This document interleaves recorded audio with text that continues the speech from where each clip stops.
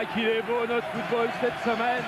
Qui fait bon en faire partie, qui fait bon être à leur côté, qui fait bon les regarder jouer. Ah ça, ils peuvent faire cadeau de maillot au public parce que le public du parc, il a été à la hauteur aussi. Mais quel match quand même. À 3-0, c'est sûr, c'est gagné. Le match est fini. Le temps réglementaire est terminé. Il ne peut plus rien arriver. Eh ben, s'il arrive quelque chose, il arrive un but de Zamorano. Alors là, à 3-1, c'est fini. Ils n'ont plus le moral. Ils vont être abattus par le Real en prolongation. Il ne peut plus rien arriver d'autre. Eh bien, s'il peut arriver quelque chose, il peut arriver Antoine Camboiré du fin fond de son banc des remplaçants où il a été cantonné une bonne partie de la saison, qui vient mettre une tête dans le coin de Bouillot. Ah, il faut l'embrasser, Michel, Antoine. Ça a raison. Antoine devrait en profiter pour aller... Regardez, Denisot, Moutier. Ah là, Moutier, il était tout jeune, il n'avait pas l'air de ressembler à Chariguet, comme on l'appelle maintenant. Et Bruno Germain, son expérience de la Coupe d'Europe avec Marseille, ben le voilà tout simplement demi-finaliste de la C3.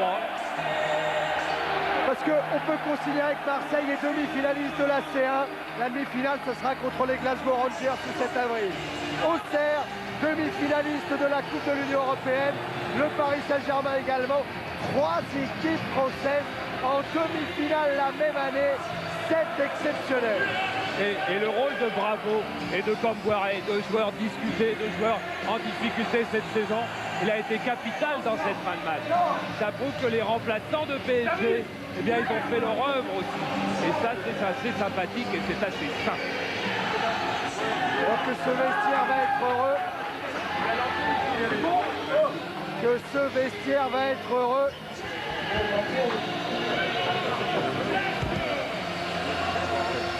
Avec Daniel Bravo qui retourne et Camboiré toujours sur la pelouse. Il savoure Antoine après son coup de tête magique du parc Astrid. Alors Antoine, il va être direct dans les vestiaires, mais Antoine, il va être au micro bientôt d'Eric là. Eric, oui, Eric avec Antoine. Aux côtés d'Antoine Camboiré. Antoine, racontez-nous le but, comment l'avez-vous vécu? Qu'est-ce que vous avez ressenti après? Je crois qu'il n'y a pas d'explication à donner. Je crois que sur le coup d'avant, je suis malheureux parce qu'il y a une remise de la tête et il marque contre nous. Et je veux dire par là que le but qu'on marque, je crois que c'est la compilation de beaucoup d'efforts. Je crois que sur le match, il n'y a rien à dire. 3-0, il y a beaucoup malheureux ce but. Et après, je crois que la qualification est amplement méritée. Mais vous êtes très calme là, vous n'avez pas envie d'être surexcité ce soir? Non, mais je crois que c'est un bien pour nous tous, pour l'équipe, pour le club. Mais il faut penser qu'il y a la suite du championnat. Et puis, je veux dire, on n'a rien gagné pour l'instant. Hein. Oui, mais pour vous aussi, ça fait 2 fois que vous sauvez le Paris Saint-Germain. Ben, je crois que je lance la balle maintenant aux dirigeants. Et à eux, je crois que la balle est dans leur fond. Et puis, nous, on fait ce qu'on peut faire sur le terrain. Et puis, je crois que si à partir de là, tout le monde fait son boulot, je crois qu'on peut aller très loin. Merci. Ah, et dans les vestiaires de PSG, ça barde. Hein. Ça va chanter. Ouais, cette équipe de PSG. Oh, Georges. Oh, Georges. Et quelle fête ça va être à Lens dimanche. Parce qu'il y a Lens, superbe public, superbe stade, superbe équipe qui accueille PSG. Antoine Camboiré a dit qu'ils n'ont rien gagné, mais je crois qu'ils ont gagné plus qu'un match. Parce que battre le Real Madrid, entrer dans les demi-finales de la Coupe d'Europe, peut-être trouver un public à Paris, ce qui est quand même important, et faire de Paris que ce soit un grand club, comme Marseille est un grand club, comme Monaco malheureusement qui a été prématurément éliminé de la Coupe d'Europe. Eh ben, on peut dire une chose, hein, à la Hidalgo, vive le football français. Ouais, ça c'est vrai, c'est pas ce soir qu'on pourrait dire autre chose, c'est pas ce soir qu'on a envie de critiquer et d'entendre des jérémiades. C'était beau, c'était superbe. Pendant 3 jours, ça a été beau, ça a été superbe. Et dans 3 semaines, ça recommence. Parce que dans 3 semaines, on a encore 3 équipes françaises en Coupe d'Europe. Quel régal encore à venir. Oh, bon. Alors où on en est là, on ne sait plus trop quelle heure il est. Normalement on devrait rendre l'antenne dans 2 minutes. Hein, oui. Oh, on va attendre encore. Ah oui, vas-y. Oui, quasiment sous la douche avec David Ginola. David, quel but encore une fois, sauveur quasiment pour le Paris Saint-Germain. Et quel match aussi, il faut le souligner, d'Antoine Camboiré qui vous sauve encore une fois. Ouais, ben, c'est un match à suspense, autant pour les spectateurs que pour nous. Je crois que 3-0, bon, ça semble acquis et on prend un but vraiment en plus à 3 minutes d'arrêt de jeu. L'arbitre a laissé jouer un peu plus longtemps. Et Antoine met ce but, je veux dire, c'est fantastique. Je veux dire, pour le cœur, c'est terrible, quoi. Vous ressentez que vous êtes en train de vivre l'un des moments privilégiés de votre carrière de footballeur, en attendant mieux, bien sûr. J'avoue que personnellement, c'est le top de ma carrière. Je veux dire, émotionnellement parlant, au niveau de tout ce qu'il y a autour, et bon, de quart de finale de Coupe d'Europe contre Real Madrid, éliminer Naples, Anderlecht, Salonique, Madrid. Je veux dire, c'est fantastique. Pour une première année européenne pour le Paris Saint-Germain, Canal+, je veux dire, c'est soignant. Et je dédie le but à mon père, et coucou à ma mamie, et bravo à tous. Voilà, ça va être la fête ce soir.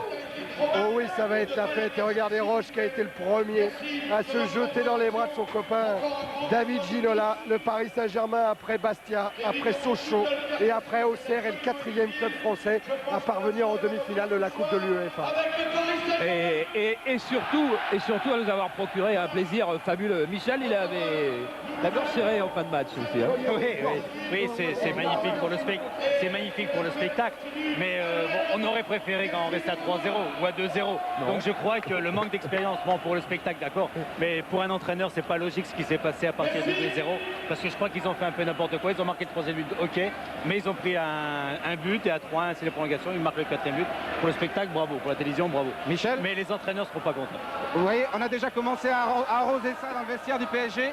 Et puis dans les douches derrière nous, c'est en train de chanter et de danser. Regardez, Ginola, Simba, Lama, Wea, toute l'équipe, pas toute l'équipe encore, mais petit à petit, il y a Paul Le Guen, le capitaine, qui va les rejoindre maintenant pour la fiesta du Paris Saint-Germain, tombeur du Real.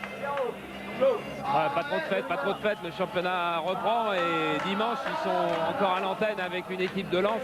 Ça va être superbe, il y aura 40 000 spectateurs à Bollard. On va encore passer, c'est à 22h30. Juste après le film. Oui. Ah, 22h30 dimanche soir sur Canal avec le reste de l'équipe du dimanche. Une petite loupe pour terminer, parce que je pense que Thierry Burgaillère doit avoir braqué sa loupe sur un des buts, donc un des magnifiques gestes qu'on a eu toute la soirée. D'ailleurs, quand Valdo a la balle, on est sûr qu'on aura des beaux gestes.